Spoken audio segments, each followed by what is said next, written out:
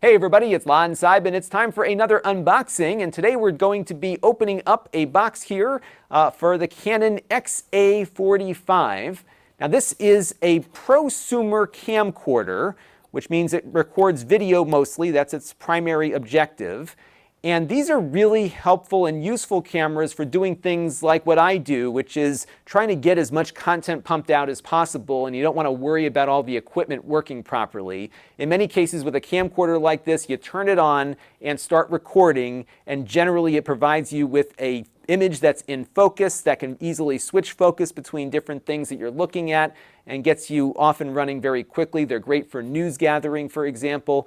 We use camcorders, of course, both here in the studio and also when we're out in the field, because I don't like futzing around with stuff. I just like to get my content produced and sent out, and that's where you might want to look at a camcorder. We're going to be unboxing this right now, but I do want to let you know, in the interest of full disclosure, this came in free of charge through the Amazon Vine program. However, all the opinions you're about to hear are my own. Nobody is paying for this unboxing, nor is anyone reviewing or approving it before it gets uploaded. And then we'll have a full review on my main channel at lon.tv. Now, what's exciting about this camera is that this is shooting 4K finally. Canon has been very late to the party on this by a couple of years. So it's good to see them finally doing some 4K cameras. I wasn't sure if they were going to stay in the camcorder market, because a lot of times these cameras have been the same from one year to the next. And this is a prosumer device, which means that it can sit at the low end of the professional market or the high end of the consumer market, depending on where you're going with it. It doesn't shoot 60 hertz, it shoots at 30 frames per second only, and we'll explore a lot of its video quality in the full review. And looking at it here, it feels a lot like the 1080p cameras that Canon's been putting out for a long time. It actually feels identical to those. So if you've been using some of these higher end Canon camcorders, you get a sense as to what it looks like here. Now there's a 40 and a 45, and the big difference between them is the video output options that you have on it. So this one, because it's the 45, has an SDI out, whereas the 40 only has an HDMI output. This one has both. So if you are looking to output SDI, this is definitely going to be the one you're going to want to look at. So this is the camera. There's more in the box though. So what else we have in the box is, of course, a power adapter. This looks to be the same adapter they've been using for a number of years now, along with the same battery. We'll get into battery life and all that stuff in the full review. There's some screws here because there is another component that screws into the camera if you want to use it. We have a lens hood and cover here that attaches to the front, but you can also leave it off and just use the included lens cap, but I'll probably put that lens hood on. And as we dive deeper into it, we've got a little thing for the wire here, a little magnet thing. We've got a microphone mounts, and there's something else. There it is. Okay, and the other thing that this camera has, because it is more on the professional side, is that you have audio inputs, balanced audio inputs.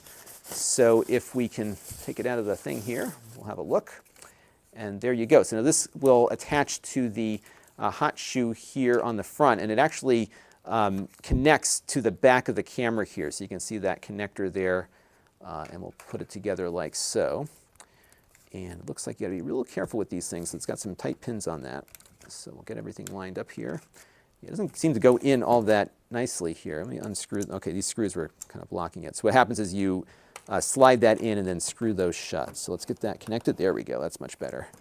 And we can get it all fastened down here. You definitely want to make sure these screws are in tight. I'm going to do it just with my fingers right now, but you might want to get a screwdriver in here and get it a little bit more secure. And just tighten this end up here, and then you're good to go. And you still have a shoe on the top that you can connect a light to or something like that. So it's pretty compact, actually, not bad for the price point here. This is about $1,700, which is competitive with other camcorders like this. You're not going to get that look that you'll get with an SLR, especially with a really nice lens on it, but you can get some decent bokeh with these if you're zoomed in. The low light typically isn't always the best, but like I said, we'll have a full overview of this and its capabilities on the main channel very shortly. Not too many controls here. It relies on the touch screen, so we'll explore some of your options with that. It looks like also there's an option here for an infrared remote. You have two SD card slots here, so you can have dual recording or have one card roll over to the other when you fill it up. We'll explore that as well. So lots to see here, but very compact, I think, for a run-and-gun little 4K camcorder. Again, 30 frames per second only, and we'll have a lot more in the main review that we'll be doing shortly at lon.tv, so stay tuned. This channel is brought to you by the lon.tv supporters, including gold-level supporters, the Four Guys with Quarters podcast, Chris Allegretta, Tom Albrecht, Mike Talbert, Brian Parker, and Kalyan Kumar. If you want to help the channel, you can by contributing as little as $1 a month.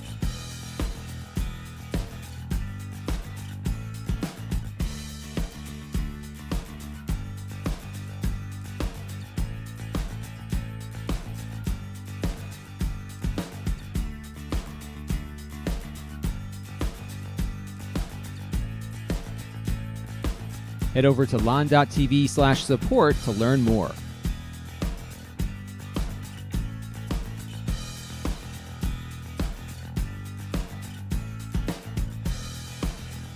And don't forget to subscribe. Visit lon.tv/s.